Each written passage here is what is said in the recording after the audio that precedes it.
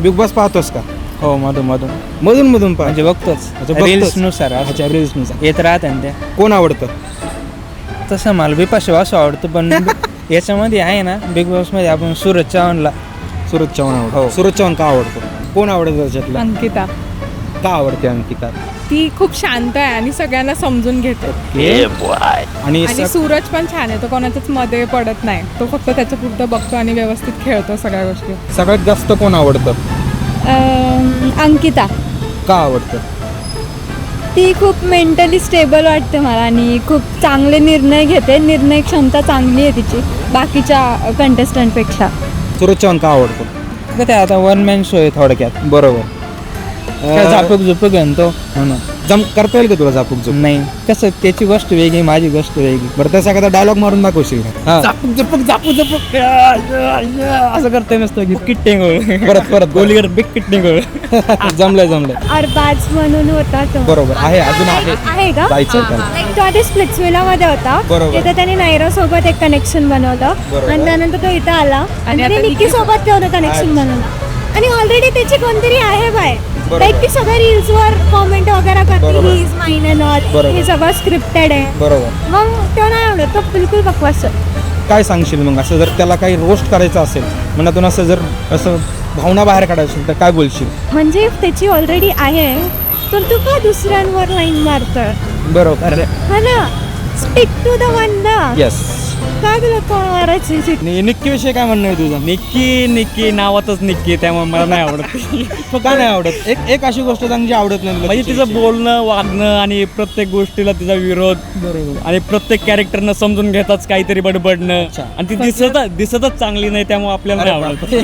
इथे माझा बादशाह बनायचं कोशिश करू नका, माझा बाप बनू नका तुम्ही इथे. सगळ्यात महत्त्वाचा मुद्दा म्हणजे तिच्याकडे ओव्हर कॉन्फिडन्स आहे. अच्छा. हा तिनं तो कमी केला पाहिजे. कमी केला आणि तिच्या टीम सोबत तिनं एक परिवारासारखं राहिलं पाहिजे. ओके. तर ती तेवढं तिला एवढं जमत नाही असं आम्हाला वाटतं. कोणावर सगळ्यात जास्त राग आहे तुझा? राग म्हणजे निकीचा. ती म्हणजे कसं आहे, दिसायला चांगली पण म्हणून एकदम म्हणजे सूरज चव्हाणपेक्षा काळी आहे ती. अरे बापरे. तिचे होट बघितले ना मला कसं नाही असं वाटतं कसं मग दुकान चप्पलचं दुकान आहे, नवीन शूज घेऊन तिच्या तोंडावर मारा. बाबा थांब, तू 1 मिनिट थांब. हे पकड, 1 मिनिट थांब बाई. तुझा सत्कार माझ्याकडून या डायलॉगसाठी. धन्यवाद. म्हणजे घरच्यांनी एवढे माहिती कधी प्रेम न दिलं, तुम्ही दिलं लय म्हणाला बरं वाटत. अरे बापरे.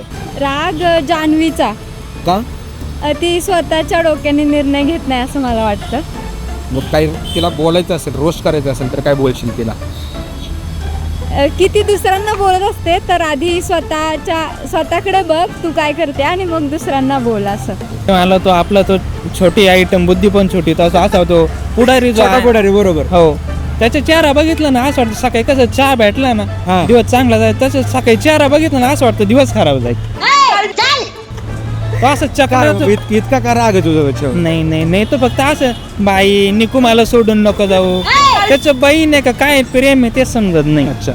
बरोबर. पण त्याने ऐकून घ्यायला पाहिजे दुसरा इतर सदस्यांचं पण त्याचा तोच हकीत असतो. म्हणजे नाही का कोणी जर त्याला चांगली गोष्ट सांगायला गेलं हा. तर तो जो पटत नाही त्याला मग त्याचा मीच ते असं करणारा तो व्यक्ती. कोणाला सांगायचं मला मान्य करायचं नाही. त्याला डबल ढोलकी म्हणतात, त्याच्यावर तुझं काय म्हणणं आहे? मला फरक पडत नाही. डबल ढोलकी आता त्यांनी त्यांचं नाव पाडलंय पण थोडंफार आहेत गुण तसे वाटते आम्हाला पण त्यांचे.